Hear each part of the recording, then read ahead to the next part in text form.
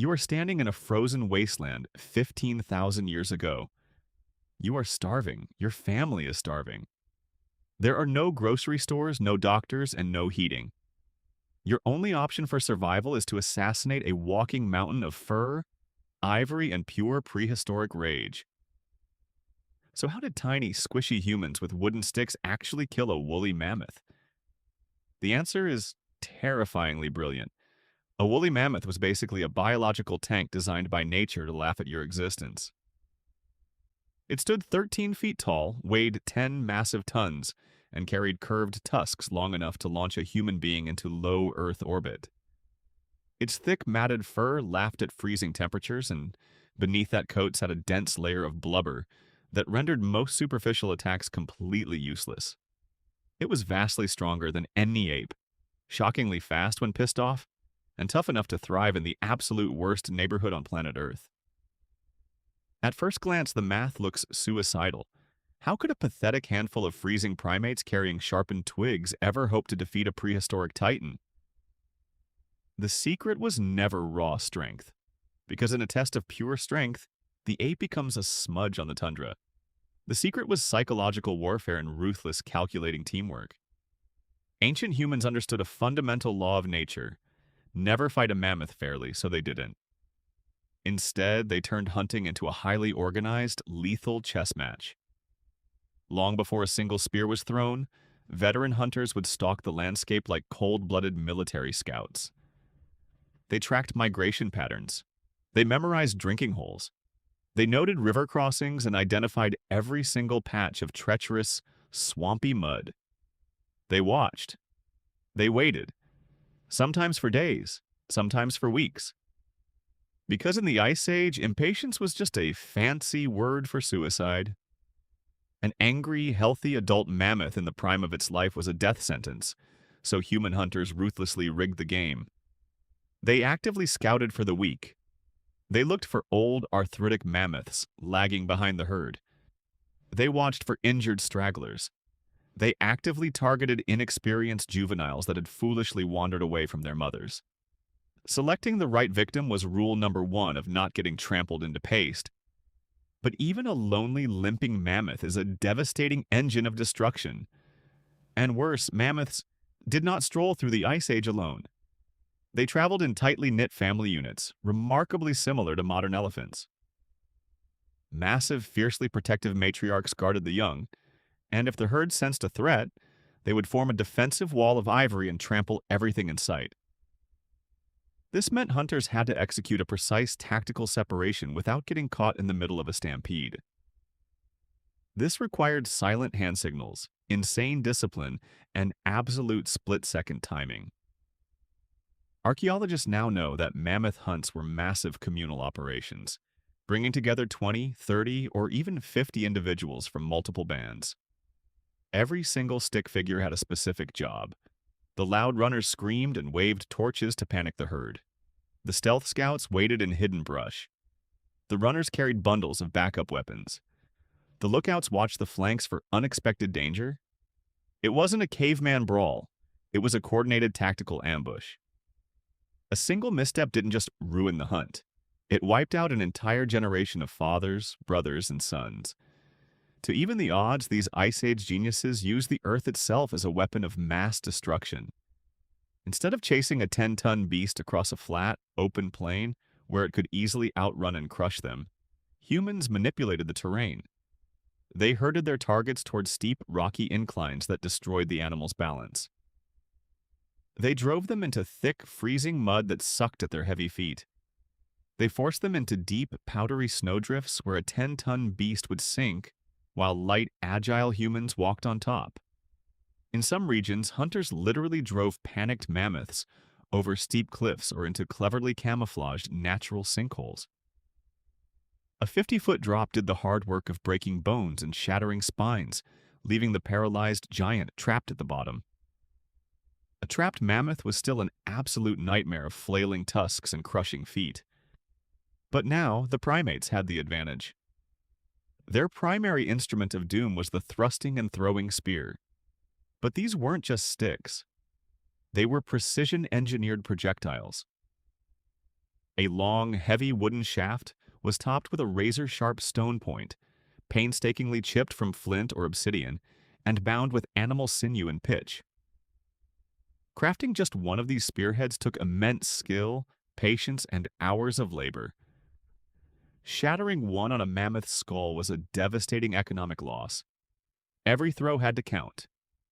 If you imagine a screaming caveman charging headfirst at a mammoth's face, stop. That is not history. That is a Darwin Award. Ancient hunters stayed at a calculated, paranoid distance. They lobbed spears in devastating volleys, intentionally ignoring the heavily armored skull and thick ribcage. They aimed for the soft, vulnerable spots. The underbelly, the throat, the flank. The goal was never a Hollywood one-shot kill. The goal was blood loss, exhaustion, and slow, agonizing failure of the animal's cardiovascular system. Every deep puncture caused internal bleeding. Every step the bleeding beast took drained its oxygen. Every hour that passed swung the survival pendulum toward the humans. The hunters moved like wolves. They surrounded the beast, keeping relentless, terrifying pressure from all sides while desperately dodging lethal tusk swings. A panicked mammoth could whip its head around with enough kinetic energy to snap a human spine like a dry twig. A single careless stumble meant getting squashed flat. Hunters had to stay hyper-alert, moving in a chaotic, synchronized dance of death. Strike from the left, retreat, distract from the right, strike again. It was a grueling, agonizing battle of attrition that lasted for hours. To make matters even more unfair for the mammoth, scientists know that late Ice Age hunters unleashed a technological superweapon, the Atlatl or spear thrower. This simple notched piece of wood acted as an artificial extension of the human arm, radically multiplying leverage in physics. Suddenly, a human could launch a heavy spear at speeds exceeding 60 miles per hour, hitting with enough force to penetrate thick hide from a terrifyingly safe distance. More distance meant fewer squashed humans. More velocity meant deeper, fatal wounds. It was a simple lever, but it permanently flipped the top of the food chain. Fire was another tool in the ancient psychological arsenal. Controlled burns, flaming torches, and blinding smoke were used to exploit the natural terror of wild animals. Fire wasn't used to burn the mammoth to death. It was used like a shepherd's sheepdog, herding a terrified, disoriented titan precisely where the hunters wanted it to go. These ancient people understood animal psychology with a terrifying, intuitive brilliance. They knew exactly where a beast's blind spots were. They understood panic behavior. They knew which specific frequencies of human screaming would break an animal's courage. This wasn't primitive guessing. This was empirical science, earned through thousands of years of bloody trial and error, passed down around campfires from survivor to survivor. Yet, even when the colossal beast finally collapsed into the crimson snow, the most dangerous part of the day was just beginning. A 10-ton carcass was a mountain of meat, and in the starving Ice Age, every predator for 50 miles could smell the dinner bell. Cave lions, massive packs of dire wolves, terrifying short-faced bears, and scavenging hyenas would immediately close in to steal the prize. Humans had just survived a war against a titan. Now they had to form a perimeter and fight off the ultimate gallery of Ice Age monsters just to keep their food. Every second mattered. Stone knives slashed furiously through inches of thick hide. The meat was systematically stripped and butchered into transportable slabs. The rich, dense blubber was harvested with obsessive care because fat was literally the fuel that kept human hearts beating through sub-zero polar nights. Heavy bones were smashed open with boulders to extract the calorie-rich marrow hidden inside. Nothing, absolutely nothing, was wasted. The massive fur hide was transformed into insulated winter coats, weatherproof blankets, and structural tent covers. The bones became tent poles, sewing needles, and hunting weapons. The ivory tusks were carved into specialized tools, deadly spear points, and breathtaking art. A single successful mammoth harvest could sustain an entire human community for months. And because they lived in a literal freezing wilderness, nature provided a limitless deep freezer, preserving thousands of pounds of protein across the brutal, dark winter. Archaeologists have excavated ancient campsites strewn with thousands of butchered mammoth bones, discarded stone tools, and weapons still wedged into fossilized rib cages. Some sites in Eastern Europe even feature massive, intricate architectural huts constructed entirely out of stacked mammoth skulls, jaws, and leg bones. These bizarre, magnificent bone palaces prove that mammoth hunting wasn't just a rare, lucky event. It was the absolute foundation of human survival and culture in the frozen north. To this day, scientists fiercely argue over the ultimate fate of these titans. Did ruthless human hunters drive the woolly mammoth to total extinction?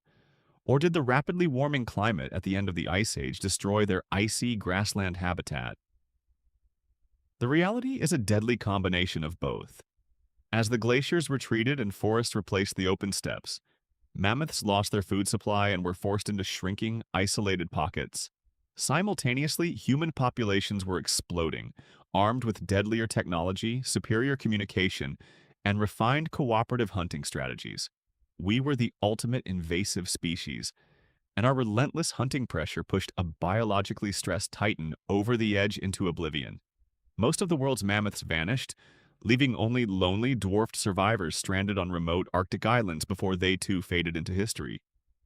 The epic saga of the mammoth hunt is not just a tragic story about a massive beast disappearing from the earth. It is the definitive origin story of human intelligence and cooperation. Physically, we were a joke. We were slow, hairless, weak, and armed with flat teeth and brittle fingernails. Put a single human in a cage with a mammoth, and the human dies 100% of the time. But put 50 humans together with a shared plan, a spoken language, and a collective goal, and we become the most terrifying apex predator this planet has ever seen. We communicated, we strategized, we innovated, we trusted one another with our literal lives. That collective brainpower was the real weapon that conquered the Ice Age. The spear was just a piece of wood. The true superpower was the interconnected mind directing the throw. Every hunt was a brutal classroom. Every generation refined the physics, the geometry, and the tactical discipline of survival. That astonishing capacity to learn, adapt, and cooperate hasn't gone anywhere.